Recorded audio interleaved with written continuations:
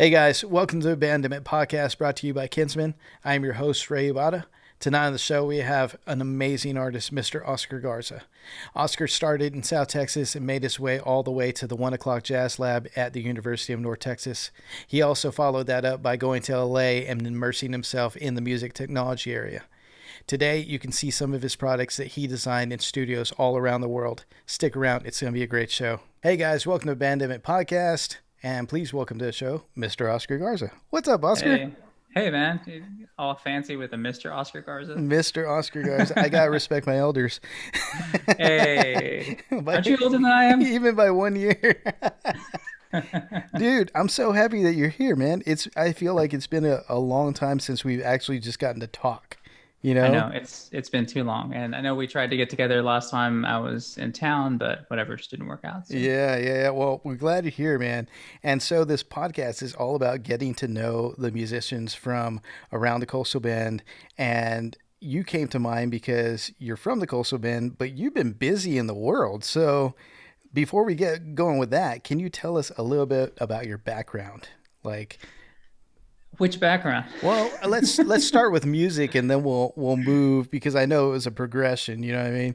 Yeah, sure. I mean, music has always been a part of me from beginning till now, in various ways, and it kind of manifests itself in different ways as well too.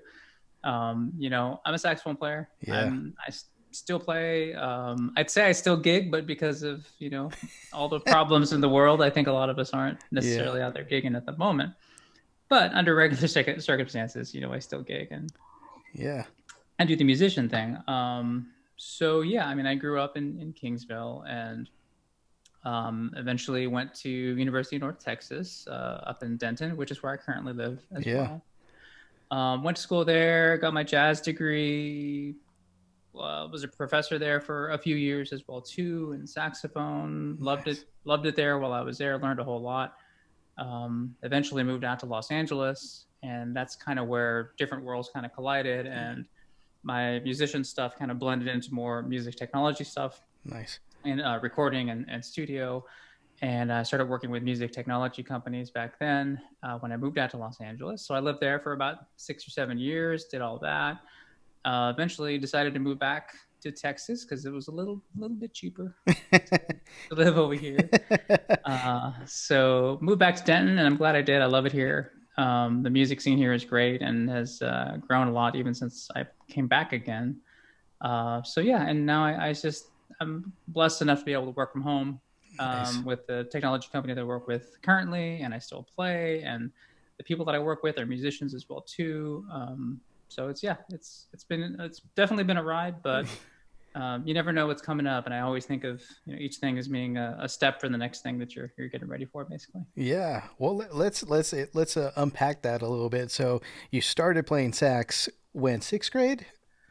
Yeah, Okay. sixth grade. They didn't want me to play saxophone because there were too many saxophone players, so I barely squeezed in, like literally barely squeezed in. I think my Nice. dad was gonna have me play trumpet because Yeah. he had an old cornet that he Nice. had in high school or whatever. But glad that didn't work out because I think I was better at saxophone. So was your dad a musician? He just went through the usual, Texas school system. So Okay. it's like you pick music or art usually, Yeah. right? And some people pick art, some people pick music. So my dad just, I guess, went through maybe a few grades of applying, but we never really had like a musician in my family that Okay. that was their career, at least that I know of. Yeah. So, you went through the school system, but when did it start to kind of shift to like, I think I may want to study this. Sure. That's actually hard to remember, and I think that might have been more of a result of my teachers, band Yeah. directors, edging me towards that. I think that for me, that came a little bit more natural than other people as far as just playing and just it being there basically. But of Yeah. course, to take it to another level, it requires a lot more discipline and patience and somebody mentoring you. And so I think that all kind of made into a logical progression of, okay, well, let's look into a music school and let's see where I can go from there. I think originally, as most parents do. They say, well, go to music ed, Yeah, yeah, and I like teaching. I mean, I taught, even when I was in high school, I taught lessons to, sixth graders, seventh graders, or whatever. And I've always enjoyed teaching. So I think I did about a year that was kind of like music ed and jazz degree combo. And then I just went, full jazz after that. yeah. Well, so what were you listening to, or what were you inspired by as far as jazz that made you? Because I mean, a jazz degree is pretty serious stuff. What kind of bit you? Do you remember what kind of hooked you? Yeah. I kind of have I mean, there's some people that say, well, I started listening to jazz, like, I don't want to say traditional jazz because that means a different thing, but bebop and things of that nature. I didn't necessarily start listening to that. I remember in the sixth grade, my uncle, he got me my first ever jazz tape. Nice. Back then, it was cassette tapes, and it was actually David Sanborn. Nice. And I still have that tape till today, and I still listen to that album till today. And a lot of people are like, David Sanborn, you thought you were like a jazz player, and I'm like, no, David Sanborn's on a different level. Yeah. And I think that's really what kind of got me into it, and really the sound of the instrument and all the different aspects of how to produce sound. And I didn't really realize it until modern times, but I'm all about sound. Like, that's what inspires me. Yeah. Is sound. Like, just literally the sound of something. It doesn't necessarily have to be saxophone. It can be a synthesizer. It can be a guitar. It can be whatever. But if I hear that and I grab onto that, I'm like, that's what I'm doing. That's nice. That's what I'm focusing on. Yeah. And I think that's, now that I look back on it, when I listen to that David Sanborn album, some of his albums are hit or miss. Some are better than others. That one is a good one. Man, it's just tone and all of the touch and things that he did with the saxophone. I didn't understand then, but I understand now. And I think that's propelled me forward. And then you get to the logical progression of, like, Charlie Parker and Cannonball Adderley, which I was definitely into at that time. So yeah, it's just kind of a natural progression of things. So was that David Sanborn, didn't he used to come down and play with guitars and saxes? They would do this thing at Selena. I think he came a few times. Maybe so. I don't remember. It's quite some time ago. Such a specific, like, he's a very specific sax player. And a few episodes back, we were meeting with somebody, and we started talking about guitars and saxes and how they would always come to Corpus, and how quite a few people were there and influenced by those people that were there. So it's really interesting that you mentioned that. Second thing that comes to mind is that one time I got together with you and I asked you, I was like, what's it about UNT that drew you there? And I think I was an underclassman. I think I'm 1 year under you. And you said you were in the square and somebody was in a Jeep blasting. Who was it? Was it Coltrane? It was Maynard Ferguson. Yeah, it was Maynard Ferguson. Yes. Yeah, that's right. Because especially in those early years, I mean, I went from that David Sanborn tape basically into the Maynard Ferguson band in general, overall. And yeah, that's kind of when I knew I was home, in a sense. I was walking to my dorm, and I heard somebody just blaring it, and I'm like, okay, here's some other people that you wouldn't necessarily hear that in Corpus or in Kingsville or whatever. Maybe, but yeah, I just felt more like home here. Well, taxi cab confession time. I still have your Maynard Ferguson CD. That's where it went. My mom threw out all my CDs a few years ago, and as I was going through them, I was like, "This is Oscar's." I think. Which one is it though? Do you remember? It's the one with him on the front. It has like Galactica and the Rocky theme. Probably the best of, I think. Yeah, I think we traded. I think I let you borrow my Pat Metheny Zero Tolerance for Silence CD. Yeah, we can have a whole episode on that one, I think. Man. Well, that's good times, dude. So when you were at UNT, like, what was that like? Like, I know you played in quite a few of the lab bands. What was it like going from you're in a small town to now you're in not so much of a bigger town, but just such a concentrated mix? What did that do as far as your mindset and your view of music and culture? Yeah, I think a lot of the people that later on became really great friends of mine, and even were friends back then, we all came from a smaller town as well too. And I think we all had the same mindset where it's like we couldn't believe that we were in the place that we were in, right? And I think it was definitely a different experience going, being from, with your family all the time, 18 years old, and then, all of a sudden leaving. Yeah. And like you said, being kind of thrust into this music world. But I think, yeah, it's just thinking back on it, it was a great experience, I think, from the very beginning. And I think,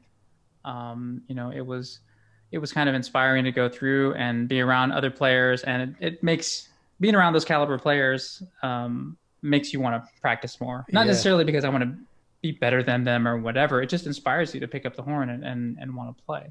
Yeah. Don't get me wrong. I'm sure there's some people with egos that are like, I'm going to be better than you and I'm going to practice to whatever. But that's never been me. It's always been, wow, that's awesome. I can't believe you can do that. I should go and try to figure some things out. Yeah. Do you remember maybe an artist that you got to see or experience there that kind of sticks out as one of the pivotal moments when you were going through the system? Yeah, I mean, there were so many professional, like, real heavy people that came through that I was lucky to be able to be a part of while I was there. I remember going to see a clinic that Joe Lovano did there in class, and the reason that really comes out, or that I remember that one in particular, is because at that time I had no idea what this guy was doing. Like it was way above my head, my intelligence level at that time. You know what I'm Yeah. saying? And but it wasn't like, oh, I can't listen to this. I don't understand it. It was wow, okay, what's happening here? I want to kind of figure out. And like I said earlier, it's if I hear that sound, it's I want to kind of try to figure it out. So definitely Joe Lamano is one of those persons very early on. Let's see who else. I got to play with. It's a weird memory, but I got to play with the Brecker brothers, Michael Brecker and Nice. Randy Brecker, with the 1 o'clock band there. And I say it's a weird memory because I don't remember a whole lot of it. You think, like, I love Michael Brecker. He's up there with one of my top of all time that I can listen to at any. Yeah. Like, I'll listen to the same thing like every day. It doesn't matter. And for some reason, I don't know why. Maybe something else was going on in my life, and I just don't remember a whole lot. But I just remember a couple songs, but I don't remember the actual whole experience. But I know Yeah. that was like that was a big experience for me as well, even though I don't remember most of it, I, or at least th- parts of it. I think that's Um, pretty common where you're just so engulfed in the moment. You're like, yes. yeah, You for just take it sure, in. totally. But there were lots of people. I think maybe the most memorable concert that I did, aside from the Brecker one, and it's not a very well known concert, but it is on disc, is the Kenny Wheeler concert. That was my very first semester of the 1 o'clock, and it was just his writing, his music. I mean, he has a very different style of playing trumpet, Uh huh. for sure, but his writing was just unbelievable. Compositional from a compositional standpoint, and I remember it was something so outside of the comfort zone of the band, Yeah. like way outside. Like Yeah. we struggled from day one, just getting to be able to learn how to play that music and do it, in a way that it was kind of meant to be played. Yeah. And it didn't start coming together until maybe a few weeks before the concert. But once we hit it, and it was just a magical thing, with everybody there. So I Man. highly recommend it if you haven't listened to Definitely it. want to check that out now. Yeah, So it's intriguing. it's a 2 disc thing. It's music of Kenny Wheeler with the 1 o'clock flat band. One disc is a small group thing that he did with faculty, and then the other disc is the big band and stuff that he did. It's really interesting stuff. We have a vocalist also that's doubling some lines in there, and Nice. it was a great concert. Man, definitely got Um, to check that out. You yeah, touched on this before, but what do you we I've asked everybody this because the Coastal Bend is pretty specific as far as music. Music's a big thing down here. yes, yeah. But what do you think it is about small towns that breeds these very specific musicians like that are maybe just a lot different, you know what I mean? Like what do you think it is?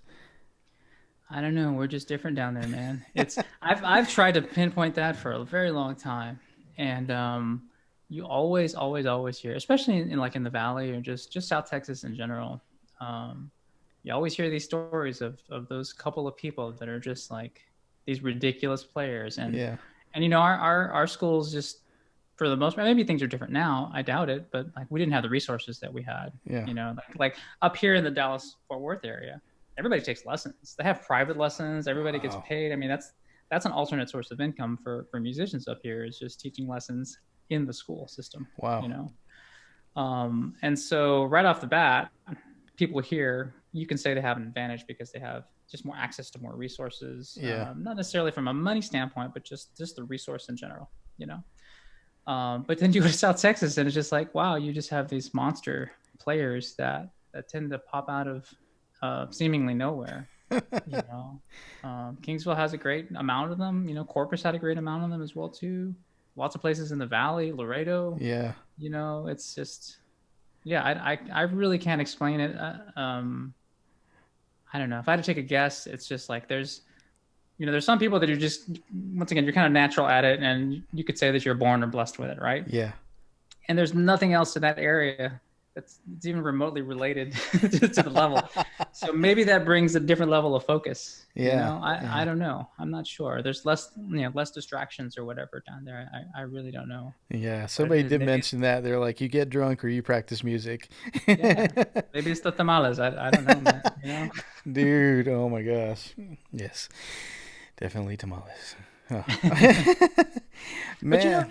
But that I wonder, because it's also like, maybe it started somewhere in history. You know what I mean? Like, like maybe back there's this lineage of really great musicians, and over time, each generation kind of gets inspiration from that musician. Yeah. You know?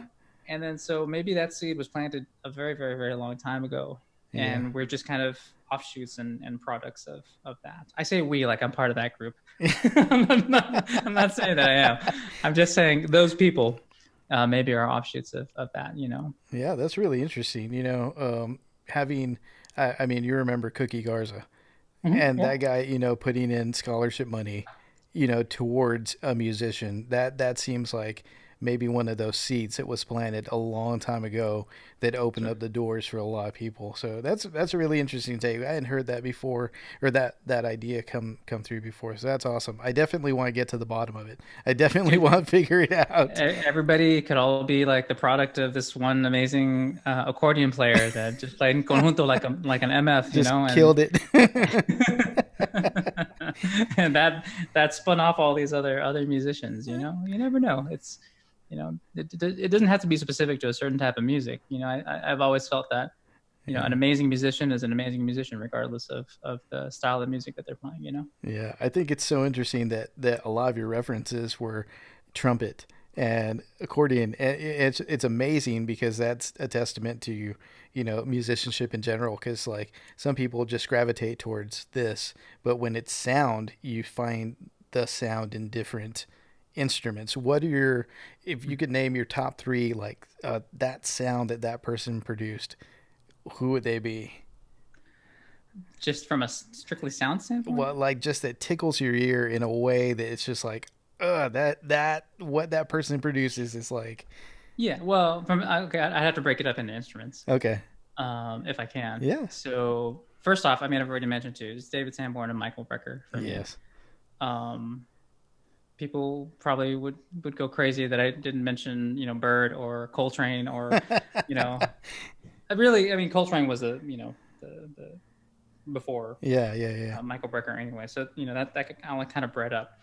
I could have a whole conversation on that as well too. So yes, I do love Coltrane and I do love Bird, and they have amazing sounds. Cannonball as well too. You hear Cannonball sound, and it's like nothing else. It's just, instantly that it's his. From a trumpet standpoint, I mean, it's Miles Davis for sure. Yes. Yeah. In any of his time periods, basically, and styles of music that he did. From piano, that's a little bit different as well too, because you often think of piano, it's a piano. How do you have your own distinct sound or touch in it? And but you can, and I think for that, I've always loved like Keith Jarrett and there's a lot. Chick Corea, of course. Yeah. Herbie. Again, for sure. And you instantly, can tell their touch and that it's them. What else? Guitar. Of course, I should say guitar since you're a guitarist, right? We're all guitarists. Lots of guitar players watch this, but And for me, some people love him, some people hate him, but I love John Scofield. Yes. And he just has his uniqueness of tone and everything that he runs through. I can listen to him all day, every day. Yes. As well as the masters. I mean, you listen to even like the early George Benson stuff. Wes Montgomery and people Yeah. of that nature. So. Man, it's really interesting that you mentioned Sco because this podcast is named after his Bandemic. It was so good. It was so good. I found it on YouTube just randomly, and I was like, Bandemic, that's cool. And then I listened to him play, and he did, just some old country songs, and then he, move it towards a little bit stranger, and then came around back to some. It was awesome, awesome. Yeah. Bandemic with John Scofield. It was amazing, but it's really interesting that you named his tone because guitar players. There's certain grail things, and his tone is considered one of those grail tones that you just cannot. They're not almost unattainable. You know what I mean? Like when people. Well, yeah, because I think it's more than just tone. It's more than just the pieces of his gear. You know. Yeah, what I mean? yeah. It's phrasing. It's how he comes into a note, almost like it's being like breath is being put into it and taken away from it. Yeah, yeah. And those type of things, they're really hard to teach. And actually, it wasn't until recent history that I thought that everybody could hear those differences. Oh, wow. Like when I listen to a saxophone player, I tend to be able to hear, I think I can hear at least, like all the little nuances and little rasps and things that make that note or that phrase, Yes, for that person. And then I was talking with a friend of mine who's super competent, great musician, and he was like, "No, I don't know what you're talking about. I just hear this note right here." I'm like, "No, you don't hear him like kind of like how it's kind of scooping into it," or he's like, "I guess I don't know." I don't know if it's something that I'm sure it is. Some people just hear naturally, and some people it's like with a different language or dialects or whatever, your ear has to become accustomed to it, and then you can do it. But circle back around with Scofield, and it's like he has all those different things all together, and that's all those things put together make his tone. Yeah, man, that's good stuff. Hey, can we talk a little bit about LA? What did you experience as far as culture compared to like maybe? I mean, Texas is definitely a culture, but Denton is a culture too. What was the culture like when you were in LA? Because that's a really hot spot musically. Yeah, absolutely. I mean, I was lucky too that there are a lot of people in LA that come from North Texas as well too, nice. Whether it be from before I was there or, any time in between. So I always had a connection somehow in there, but I do remember the first time getting there and it wasn't a gig, but it was a rehearsal band. And I'm pretty sure it was for John Clayton's big band. I'm pretty sure you think I would remember something that big, but it was in the music union building, and it was just a rehearsal band thing.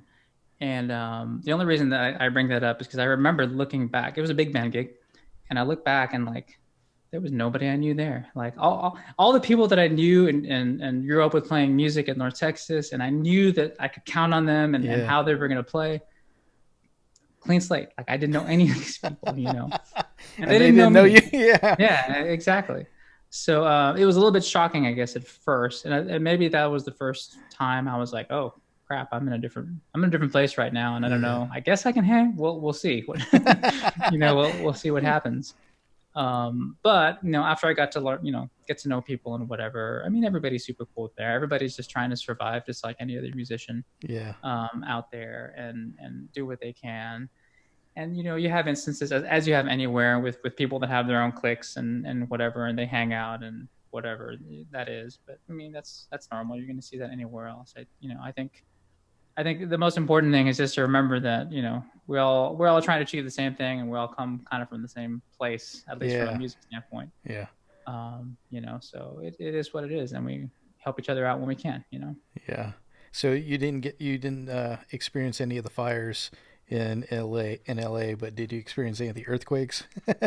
One actually. Oh, well, man. There was a couple small ones. There was one that was like, I don't know if I'll ever want to live here again. That's pretty terrifying. Those things definitely scared me. I remember there was one time I was in the office, And it was the office. This was when I first started working, and this was at M Audio, Okay. very first time. And it was just like a big open office with cubicles or whatever. And then you know how like in certain air conditioning systems, there's like the big pipes and they're hanging on lines or whatever. And so I remember looking up, and all of a sudden these things just start like swaying, and I'm like, what's going on here? And I felt like I was kind of dizzy. And all of a sudden, some people started like screaming or whatever, and the kid was like, "Oh, okay." And so yeah, it only lasted maybe like 30 seconds, and it was pretty crazy. But yeah, it was super intense. That was enough. that was definitely enough. I think I got back home and like one of my speaker stands had fallen over. Oh my gosh! It wasn't horrible, you know. But actually, there were fires weren't as bad as they are now, of course. But there were some fires while I was living out there. It was just really surreal. Like literally, I'd be driving somewhere and like the whole side of the mountain's like on fire. Oh my gosh! You're just driving, and I'm like, okay, I can't, yeah. I gotta get over here. That's just part of the scenery for right now. Exactly. So I mean, it's tough, and you know, I think wherever you live, you always have some weird natural things that you got to watch out for. I've got tornadoes up here that I got to look out for in the springtime. Yeah. And of course, down there, you guys have hurricanes whenever those things pop through. So yeah, we just, you know, I'm sure it's like us with hurricanes, where it's like, I don't know, is it past a 2? Because if not, I'm not going to board up. Yeah, you're like my dad. My dad will be there, just like, okay, whatever. If it's under a 3, no, we're not going to board up this time. Yeah. Exactly. Man, so do you have any experiences in LA that like stuck out, or tell us about how you got the gig at M Audio? How did that come about? That's actually a pretty interesting story as well too. So while I was in North Texas, a good friend of mine, a piano player, was also studying there, and eventually we became roommates. His last year of graduate school, we were roommates, and then he was from Kansas. And he moved back to Kansas for a little while, and then he decided he was going to move out to Los Angeles just to try to write music, essentially. Yeah. He already had a friend out there that was I think he was a teacher of his from high school that moved out there, a musician as well too. So that guy was working at M Audio originally. And so my friend was just doing freelance music stuff, and then kind of got contracted by M Audio to do some training stuff. So just like training the public on how to use recording gear and stuff like that. So he was doing that off and on. And one day we were just kind of talking, and he was like, "Oh yeah, I got promoted, and you know I'm going to be with this now." And I'm like, "That's cool. So what's up with your old gig? Like what's happening there?" For whatever reason, it was weird because I'd really only started getting into the music technology and recording stuff maybe 6-7 months prior to that. Okay. So it's not like I have this long background of, you know, recording on the computer and all this type of stuff. And I think the reason I only really started doing that, as with most of us, is because I was in a band and you know, we wanted to record a demo, but we didn't have money to go out and you know, get in the studio or whatever. Yeah. So at the time I was learning how to use GarageBand like everybody else and kind of starting from there, eventually got into like Pro Tools and Mbox. And you're not going to ask me what kind of band I was in? Oh, I'm very curious, but I'm sure it's coming. It was a Tejano band. No, really? Yeah. This is amazing. That's awesome. So this band I started out in saxophone with. I was recommended, the trumpet player was a trumpet player in North Texas, and he had recommended me to play saxophone. And so I started playing saxophone with these guys. And it was fun. It was cool. I played in a few Tejano bands when I lived in the Coastal Bend area as well too. And eventually I forget how it kind of came about, but eventually I turned into the piano player in the band. And kind of the musical director. So I was doing all the arrangements, the horn arrangements, and putting everything together. And that's kind of what started this whole, you know, you need to record a demo and get all this stuff taken care of. What kind of monster Tejano band has players from North Texas? It was a good band. It sounds like an amazing band. Well, the horn section with North Texas people, and then the rhythm section, you know, we're just your weekend warrior guys. Okay. Know. But they were good though. They were good people. But there was definitely the difficulty was, you know, we had North Texas guys that could read music. Yeah. So I could write all that stuff out. But then, there's the homegrown guys that can kind of read music, but, so I had to figure out ways to just kind of communicate with them, Yeah. different charts and keep everybody together, basically. So that's kind of how it's funny. That's how I got started in my whole career, where I'm at now with music technologies, Yeah. because I was in a Tejano band, became the musical director, had to figure out how to record, and then just right place at the right time. I learned all that stuff. And then my friend, had that gig opening, and I was like, "Hey, what's going on with that?" That's At first, amazing.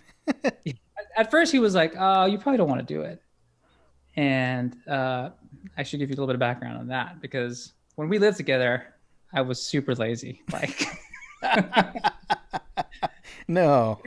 yeah, because like I said, saxophone stuff has always come kind of natural to me, right? Okay. For him, he's a piano player. He worked his butt off like day and night, Yeah. you know. And I think that always frustrated him, that like he really had to put in the time, and I could kind of get by. I can get by with watching a bunch of TV, while he's whatever.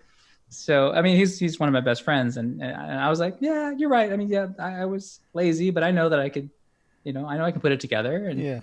and let's see what happens. And yeah, it was a crazy turn of events, because let's see, it was 2 weeks before the school semester was starting, and I was still a professor at UNT. Okay. And I was like, no, let's try this. I don't know. It was something inside of me that was like, you need to just do this, you know? Wow. That's amazing. And so he was like, okay. So he gave me everything I needed for the interview. I was a musician, so I was dirt poor. I had to ask my mom for some money to get a plane ticket to to get out there, for this opportunity. And so I'm thankful for my mom. Thank you, mom, Yes. for Thank you, Miss helping me Garza. out there. Yeah, exactly. And it's so funny because he picked me up from the airport, my friend, and I could tell he felt really guilty that, like, he honestly had no idea that I would even be close to getting this gig, because he was like, "Here's, man, here's some free software and for your time, and I know you came out here and you spent money or whatever." And I'm like, all right, dude. But I mean, long story short, I wasn't really short. I've gone a long time on it, but yeah, I wound up getting the gig. Nice. And within 2 weeks, I found out about the gig. I learned everything I needed to. I did the interview, and then I had to go back to my professor, the head of the saxophone department, to be like, "Hey, I'm not going to be teaching this year. I'm leaving Los Angeles." And I'm sure they've heard that a couple times. There's a lot of yeah, monsters at that school. Well, maybe it wasn't as. It was probably real bad. It was probably real bad. but yeah, that's how it kind of spun. And I hung out with, I just kind of lived with my friend for a few months until I had enough money to. Actually, I even drove his car, because I couldn't afford to even take my car out there yet. So I left my Wow. car in Texas. He let me borrow one of his cars. He had two cars at the time, and so he let me borrow that until I had enough money to get my own place and get my car and my stuff over there. So I basically just lived out of a suitcase for like 2 months or whatever. It You is know. amazing. So, what was it like over there? Like, what were you responsible for?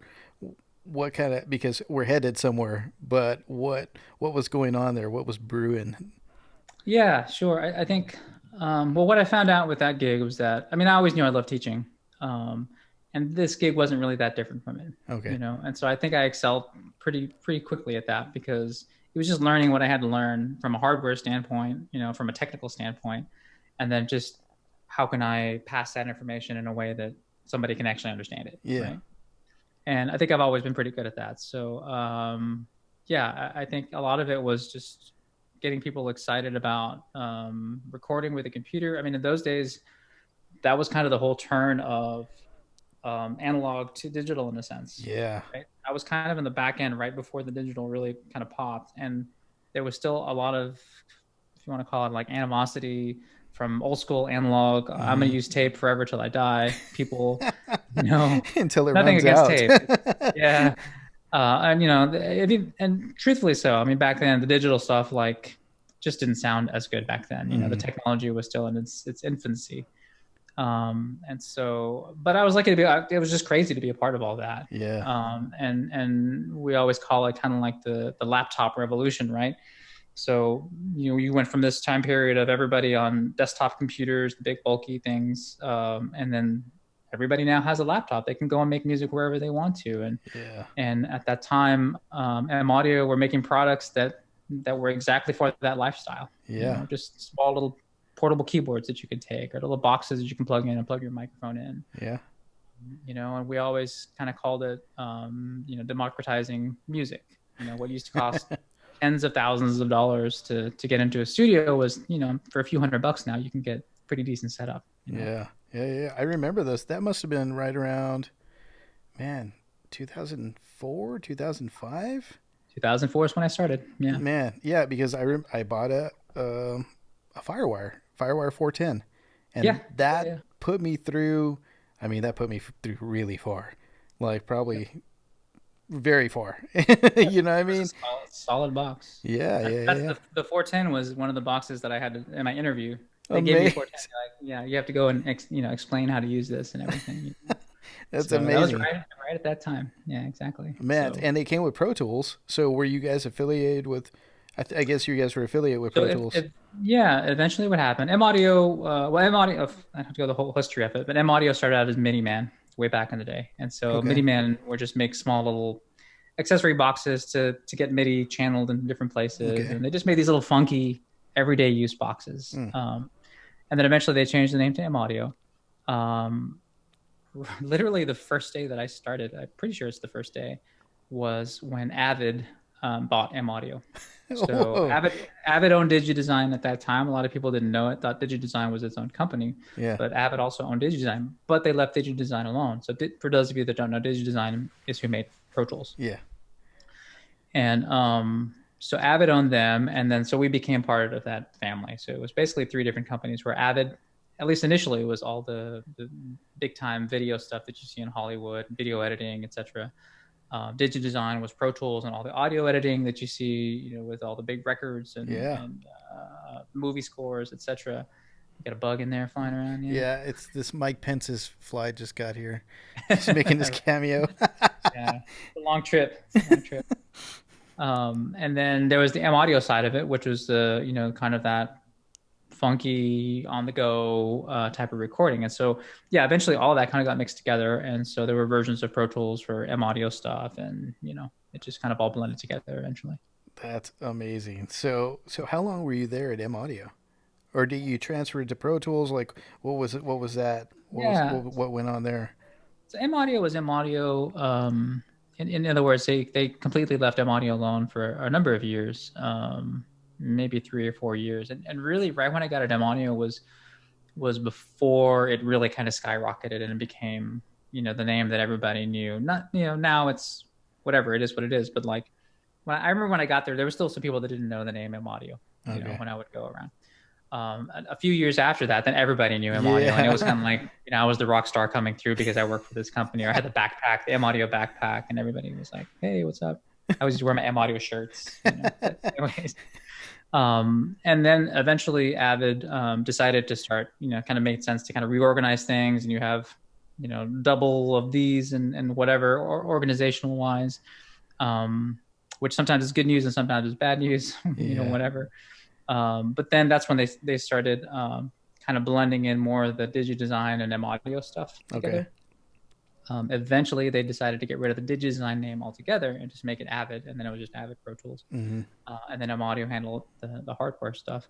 So I think it was maybe 3, maybe 4 years where it was just M Audio, and then I think I was there for almost 7 years. And the 5, 6, and 7 were kind of more on the Pro Tools side, but still had a foot in the M Audio stuff as well too. Nice. So is that where you got your foot in the door as far as, or became a little bit, curious about controllers and MIDI and okay. For sure. Because M Audio was great at just making these super cool controllers that, just from a personal level, allowed me to kind of create within the software in ways that I wasn't able to really do before.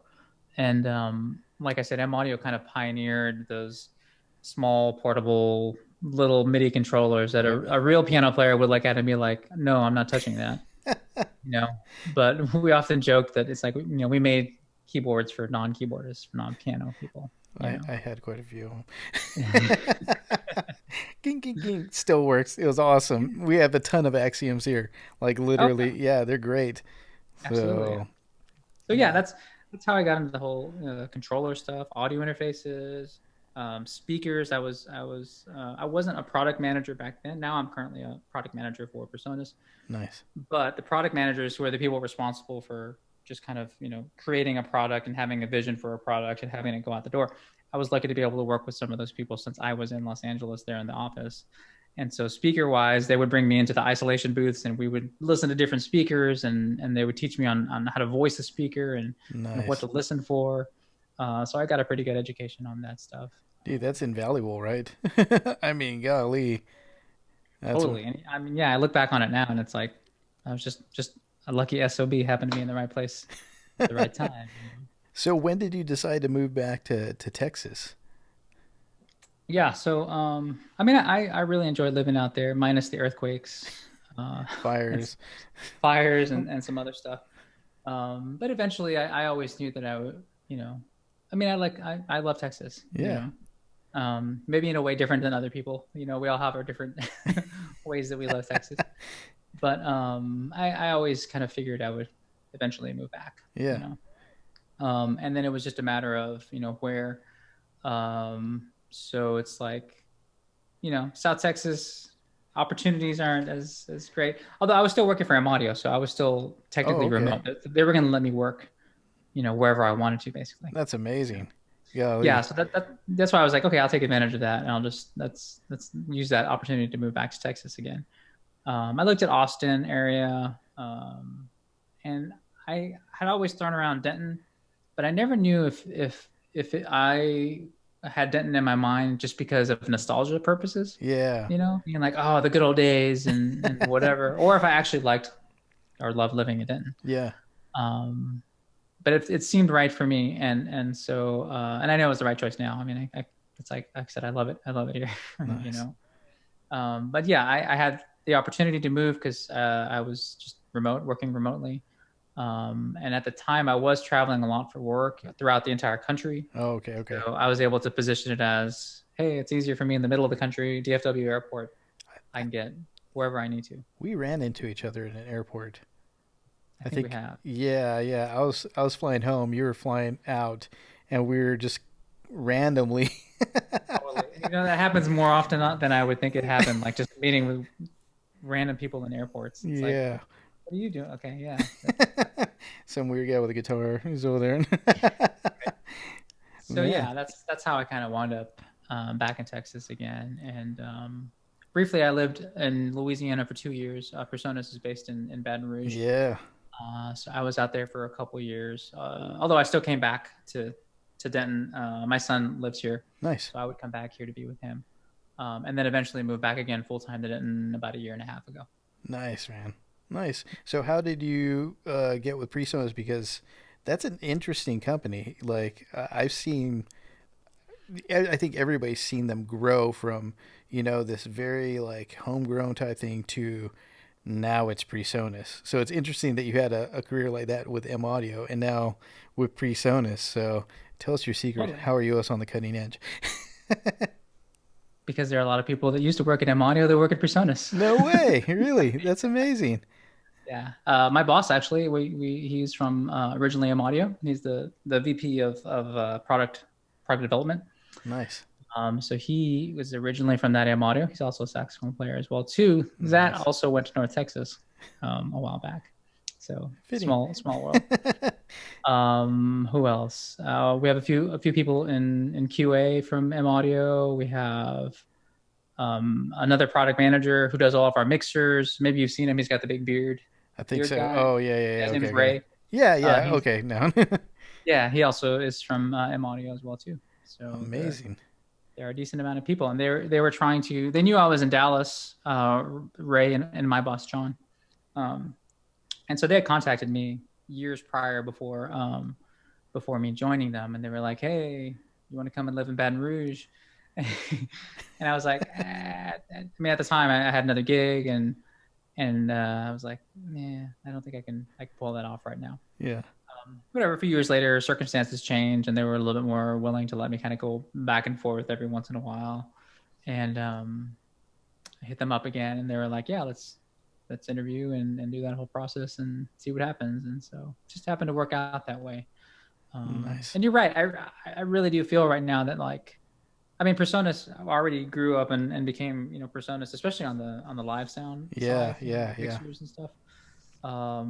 And I think now, I mean, Studio One, which is the software that we make, and I Yeah. know that you use as well, has really, really, really propelled. And I kind of, like you said, I feel like I'm on that same wave of Yeah. just once again, right place, right time. Which goes back to don't burn any bridges ever. Yeah. Yeah. Definitely. That's You know. good advice. Yeah. But yeah, I think I'm super lucky to be there, and I'm definitely it's been a learning experience because like I said, I had a background in more technical training and teaching, and of course being a musician. But the process of having an idea for a product and growing that and putting it out the door, Yeah. that's a whole education unto itself. And I'm thankful that my boss and Personas gave me that opportunity to grow in that. Yeah. What was the name of that product? Was it Adam? Yeah, I have launched two atoms now. So I actually have them right here. So this is the kind of the Nice. first controller that I did. So it's a 16-pad controller, and then just recently, we released the Atom SQ, which is also my baby as well too. That's amazing. Yeah. So these were the first two products that were like. I mean, it's always a team effort. A lot of people worked on them. Yeah. Um, but these were the first like, okay, this is kind of my idea, at least from inception. That's Um, you know, amazing. But I've also done. I inherited the fader ports Okay. Great. whenever I started, so that was pretty much already baked. I just had to get it over that hump to get it out the door, Yeah. basically. Man, those are all awesome products. We have almost all of them. Right. What else do I do? I do some audio interfaces. I do the audio box and the Nice. studio series audio interfaces as well Yeah. too. So yeah, it's been a blast, and I get to work more and more now with the development. Studio One, our team for Studio One development is based in Germany, actually. Whoa, that's cool. Yeah, so they're Personas over in Germany, and I get to work with them now more and more on a closer basis, especially now because I'm doing hardware that directly integrates with Studio Yeah. One. Yeah. Yeah. So it's been super cool to work with those folks, and just to kind of that whole dynamic of developing software, but just German culture and all that other stuff as well too. Yeah. When so this is an interesting question. It to me, like in my mind, I'm just like, how does one get from working with Pro Tools, which everybody still knows Pro Tools, you know what I mean, to working with Studio One, which is literally overtaking. There's so many people that, I mean, I came from Pro Tools, and once I went to Studio One, I switched all my friends. I was like, nah, that's trash. Like you get like, man, what is it like to go from like this giant and help grow something to that's now it's overtaking. I feel it's like overtaking because it's very interesting the way it's dynamic. It feels more natural than Pro Tools ever felt, even after working for 10 years. You know what I mean? What's it like to do something like that?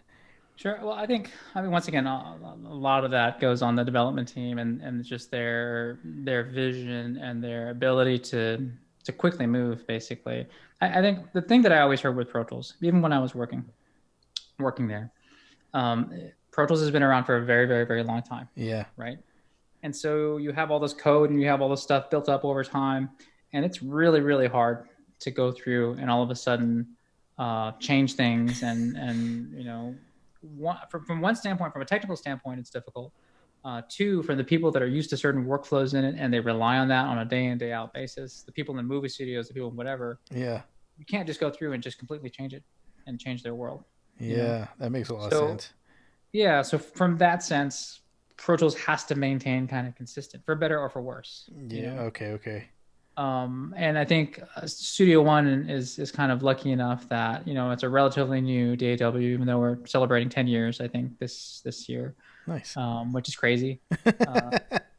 And but because we're a little bit newer, yeah, it's you can look back at history and know, okay, these are all the things that these other DAWs don't do so well. We have a lot more agility in what we're doing and how we can change things, and let's see if we can go through and outdo it. So, even like Ableton Live, because I used to when I worked for M Audio was the distributor of Ableton Live. So Okay, I okay. started on Live 2. So I've been a Live user since version 2. Oh, wow. Uh, and you don't think about it, but that's been around for a long time Yeah, now. yeah, yeah. And so the same thing where it's like you get to a certain point. I mean, you have this early days where it's just like mind blowing stuff, and you're just throwing new stuff at it. Eventually, that kind of plateaus. You know. Yeah, yeah, yeah, yeah. And so I think, I mean, I hope that never happens with Studio One, and I think the way that they've built it, I don't think it will. And they always have crazy ideas, which is awesome. They don't mind blowing things up, for better or worse. But I think that's what you see with other DAWs is that eventually you hit this plateau where it's like, okay, small changes, just don't sink the ship, Yeah, yeah, yeah, as yeah. you're going across. And every once in a while you might be able to innovate and do something that's a little bit crazy but cool from a creative standpoint. But I think that's the plus of Studio One is that it's just it's fast, everything is there, everything is drag and drop, it's just bam bam bam bam bam. Yeah. And they're able to consistently year after year, do these updates that add kind of new things and quicker ways to work and new ways to work as well too. Yeah, I've noticed that quite a bit. Like where it's like, oh, they're expanding. It's like I never even thought I needed that, but I definitely need that. Totally. I mean, for me, it's like what I love about it, and I don't know. I was talking with my boss the other day, um, because we're instrumentalists, right? Yeah, yeah, You play guitar, I play saxophone, etc. There are a lot of people that are just in the same boat as us. Like they have their instrument, that's what they've gotten really good at, and that's what they do. And I think that's a blessing, right? Because obviously we can go through and we can lay down something quickly, and we have that kind of mind to muscle memory thing that we can just be. It's like an artist; they know what they want to draw, yeah, and they yeah, can yeah. just go do it, right? And that's awesome, but it also holds you back in some aspects of it, and that's because you can only play what you know, right? Yeah, And so, not that it's a bad thing, because this is your craft and you're constantly working at it, and you're able to do that at a very high level. But because you can only play what you know, sometimes you're just not aware of these other aspects of creation that can lead to new places, yeah, and innovation. And I think for those type of things, using a piece of software can be a really great tool. And maybe it's something as simple as, okay, here's my guitar part I just played. Now I'm going to chop it up and I'm going to kind of reorganize them and change this sound and make it a little bit different. yeah, You would have never done that on your guitar. yeah, You would have never put this little edit over here or this particular effect over here live while you're doing it, for the most part, yeah, And so you got to look at these pieces of software as this extension of your creative tools that take you into different places that you probably would have never gone before. yeah. I think the fear has always been not to be able to pull it off live, but with a lot, with technology changing the way it does right now, so much is available to do live. You know what I Right. mean? And we're seeing that more and more. So even as an old guy, you're seeing things that are possible that you're like, wow, I never put that sound in there because I could never replicate it live. But now it's possible to do that. Right. Exactly. Exactly. So I think, yeah, I think we're at a good time just overall in in history from a computing standpoint, as far as being able to pull that stuff off, like you said, live or Yeah. in the studio, and then just having the creative tools in front of us and not being afraid to use them. I think a lot of people refer to Pro Tools as a tape machine, or just use it as a tape machine, Yeah. basically, Yeah. Yeah. Yeah. digital tape machine. Nothing wrong against that. I mean, if that's your goal and your goal is just to track this band, then that's great, right? But I think you can now start looking at these programs. It's a creative tool. It's a creative process. All Yeah. in one. It's not just this recording mechanism. It's how can I take this sound, which once again I'm obsessed with, and shape it into something else. Yeah. Man, that's awesome. So, what do you see next with you musically? Yeah, eventually I want to record my own thing, but man, if I never get around to it, I think That's always the thing, right? It's like you Yeah. just got to get around to do it. Um, I thought maybe the cool thing about Personas is that at least when I was in Louisiana, they have this amazing studio that's there in the office. Yeah. And I mean, they're all musicians there, and they allow for actually a certain amount of studio time Nice. that you can actually utilize and have an audio engineer there to record. Unfortunately, I never got a chance to make use of it while I was there. But I'd like to record my own thing. I don't know when or what I would do, but I guess it's kind of one of those things where it's like on the checklist, right? You're a Yeah. musician at some point in time, you need to record yourself. Not that I haven't been on recordings before, because I have been on a lot, but just doing my own thing, Yeah. Yeah. Yeah. Yeah. Yeah. So I think that's kind of what I'd like to do, at least musically. I'm still trying to master that damn horn saxophone. You're pretty good, man. I think you're okay with that one. One of the things that I heard, I asked somebody, I was like, "What's Oscar up to?" And they're like, "Man, he's a monster piano player now."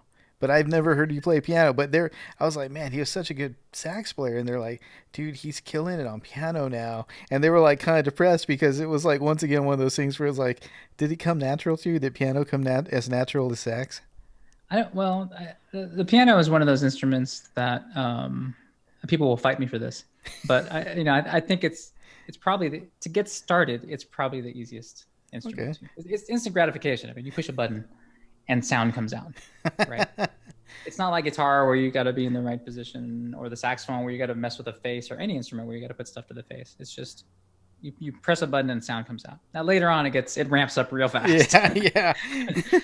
Got 10 fingers. Yeah, totally. So I think I started with piano, but once again, with me, and any instrument that I kind of get into, it all comes down to sound. Like this, once I hear it and feel it, I just become obsessed with it, and then that's like all that I do, Nice. for a while. So I tend to gain like a certain level of proficiency with something, just because that's just the way I am. I'm very like tunnel vision, Yeah. and So I think at some point in time, maybe it was in high school, lunch or whatever, I'd go into the band hall and just start messing with the piano and kind of finding things, and then eventually, I just kept on being obsessed with it, and I can get around, but sometimes I need to brush up on my chops. Well, man, like one more question. Like, I know we're jumping around a lot, but where do you see music headed? Like, Sure. just because there's so much going on right now, I feel like we're on this 90-degree just incline of just possibilities. Where do you see us head, especially right now that everybody's bored and doing something? You know what I mean? Like, the crazy people are doing something. Other people maybe not so much, but the crazy people are like, I have all this time. Totally. I mean, that's a really tough question. I mean, because there's lots of different angles that you can come at it from. There's the industry as a whole, right? Music, the money making machine, and there's always a certain level that's maintained, right? But from a creative standpoint and from an artistic standpoint, um, the shift is it's not even like recent times. This has been over the last 10 years, and it's taken something that I've had to get used to as well too. But like, I think a lot of people need to get over the fact that an instrument is only the guitar or the saxophone or the trumpet. Okay.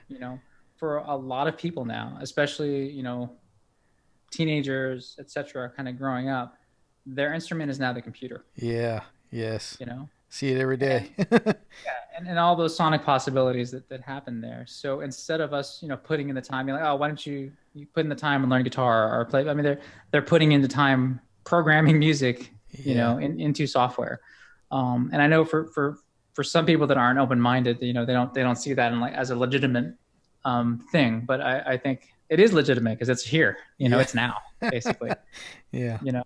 So just to not get too long-winded on that, because like I said, there's a lot of different facets of that. I think there'll be a status quo. There'll always be a status quo of stuff that'll be the same, like I talked about, because the music industry is the music industry. Yeah. Every once in a while, you'll have people that kind of will bubble up and pop out of that. And then generally speaking, as far as the crazies or the creatives out there, I think until there's a unified platform for everybody to be able to kind of go to instead of all these, separated different individual things. I think it's going to be hard for those people to kind of bubble up or gain attention or an audience, but that music will still be there, but you just have to go out and seek it. But I think that's always been the case, right? You always hear about, oh, there's this cool band or whatever, but you have to go, and there's this dive place that you got to go see them once a month or whatever. Or Instagram. Yeah, totally. So I think, the creatives and the crazies will be there. I'm a crazy for sure. And I think, generally speaking, we just have to get over the stigma of the computer being the instrument, and use that and use that to our advantage, and enhance what we're doing. And I think that's the only way that we can kind of push music forward. As much as I love whatever music from whatever time period, if we keep on doing the same thing over and over and over and over and over again, I mean, it sounds good, but to me, it's kind of boring. And I don't like listening to copies of copies of copies of copies. Yeah. I'd rather somebody go out there and try to do something a little bit more different or unique. Yeah. Well, speaking of, who are you listening to right now? Right now, from a jazz and saxophone standpoint, Ben Wendell is my dude. Okay. Ben Wendell. Yeah, check out his stuff. He just released a new album. The dude is killing. He plays with this group also called Knee Body, but he has his own thing that he does. So I first got into him when this was, I don't remember how many years back now, but he had come up with not necessarily an album, but he has put a series of YouTube videos out called The Seasons. Okay. And so these were compositions that he did, usually duets, one for every month of the year. Oh, wow. So you have January, February, March, etc. Education. I know the calendar. And each time it's maybe one time it's saxophone and drums. The next time it's saxophone and voice. And another time it's him playing bassoon. He plays bassoon as well. Bassoon and nice guitar. But his compositions are amazing, and his playing is, flawless. And definitely check out Ben Wendell if you can. Yeah. Nice. Aside from that, I mean, I listen to everything. I listen to pop music. I listen to trap music. I listen to everything. Favorite Tejano artists lately? Lately, does Tejano still exist? I wish it did. It doesn't, There's a local guy named El Dusty, and he's doing some really cool stuff. I think really? may want to check him out. He may be pleasantly surprised. Definitely. Once again, that's another one of those things where it's like, right when I was in the Tejano band, that's when all the radio stations died. That's all the Tejano radio stations were gone at that time. So it's the same thing like we were talking about, where you really have to seek it out. You have to find it, because there isn't a central place now for certain types of music to just go and be like, oh, you're in the big dome of Tejano, or you're the big, whatever. You have to go and seek it out now. But thankfully, with internet and all this other stuff and people creating their own channels, it's a little bit easier to find stuff now. But I'll check it out. Well, you're in a really good position, because you've grown up in a certain world, and now you're in a certain world. Can you give one piece of advice for an old dog and one piece of advice for a young buck? Sure. I'll start with the old dog. So. Okay. Don't stop learning. I mean, it's I don't know how people can go through life and just say, okay, that's it. I already know everything I need to know, and I'm not going to do anything else. Yeah. I don't get that. It doesn't compute in my head. There's always something to be worked on. There's always something to do. And I know it's hard as you get older to have the time to do it. I mean, you have day jobs, you have family commitments and all this other type of stuff. But I think the most important thing is to, if you feel deeply that music is a part of you, keep with it. Even if it's just 10, 15 minutes. There was a period of time actually when I actually didn't play for maybe about a year and a half, which was crazy. And when I put the horn back up to my mouth, it just seems like all the stress and everything of life just kind of went away, and life was kind of put back into me. So I think if you haven't picked up your instrument in a long time, and you're like, oh yeah, I used to play and now I don't have time, just pick it up, just do it. Why not? For young folks like myself, like us. Yeah, I would say just, don't be afraid. Just put it out there, I mean, put in your time, of course, and you have to be disciplined. That's something that I lacked when I was younger. you know. I think we all did. What's crazy is that I'm more disciplined in my practice and stuff now than I ever was when I was younger. But I think it's because I finally like found what was interesting to me versus what other people were saying I should practice to do. Yeah. You know, so I think that's what you need to do. You need to find that thing that you get lost in, that you know that you're not really great at, but you're like, for some reason, your mind just keeps going to it and you can't stop thinking about it. Yeah. Just stay there, go there, you know, because if not, I mean, you should be having fun, and time should just be like that while you're playing. And if it's a chore and you're like, man, I got to practice my scales, or man, I got to practice all these different chords. That's important. Don't get me wrong. But, you know, in order to keep you going, you have to have that. What's your thing that's like, that keeps you up at night, that makes you want to wake up at 5 a.m. and be like, oh, I got to figure this out. Yeah. You know? Yeah. You got to find that. And once you find that, there's no turning back, you know? Man, good stuff. Good stuff. Well, this is something new that I've been asking people. What are some things that you've strategically placed in your life that are just kind of taking care of you or taking care of the musician in you? Maybe reading or cooking. I know you cook really well. All your Instagrams posts are amazing because I'm like, that looks amazing. Hey, I got the enchiladas down, man. I can tell you that much for sure. Yeah, I do cook. I think I have made some pretty big changes in my life, I guess, over the last year or so that I feel have been positive. Maybe it's just because I'm getting older, but like, no more Taco Bell. well, I mean, once in a while. But they got rid of Mexican pizza, though. They got rid of Mexican pizza. That was my jam, you know. Dude, I think there's plenty of times when you and I went to Taco Bell. Oh yeah, and on a Mexican pizza. We kept them in business. Yeah. So like, I've always been go to bed at 2 or 3 in the morning. You know, wake up at 9, 10, maybe. You know, that's just how my cycle was. I think. Yeah. Then.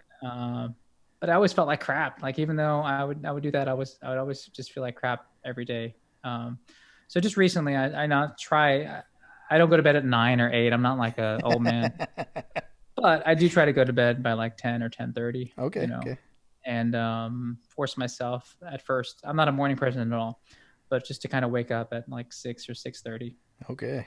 And you know, just take the time that I need and to get going. And I think I'm pretty sure that's been a positive change. You know, I have more energy during the day. I can do more things. You know, eating wise, I've tried to eat a lot better as well too. You know, so I mean, it's all the obvious things that they always tell us that we should do, but we're like, nah. I can tell you that it's true, even though I know most people won't believe me at all. I believe you. I'm right there with you. Yeah, for sure. Just take care of yourself. I mean, I'm sure for some people that doesn't compute, you know, or doesn't isn't that obvious. But you know, I mean, have fun. You're only young once, you know, but moderation and take care of yourself, and remember that you're in it for the long game, you know. Yeah. So yeah, I think just sleeping a little bit more and staying active, playing basketball, things like that has definitely helped me from a music standpoint, and just to stay more focused and not just be tired all the time, you know. Nice. Well, man, is there anything that we haven't covered that you would like to cover before we wrap it up? It's been a great talk, but it has been. Sometimes there's something that I wish we would have talked about that. So no, just remember you used to be a Sega person, and I used to play Sonic the Hedgehog at your house. And I'm anti-Sega, so I don't know how I ever even played Sega, or how were we even friends back when you were a Sega person. I was a Nintendo person for sure.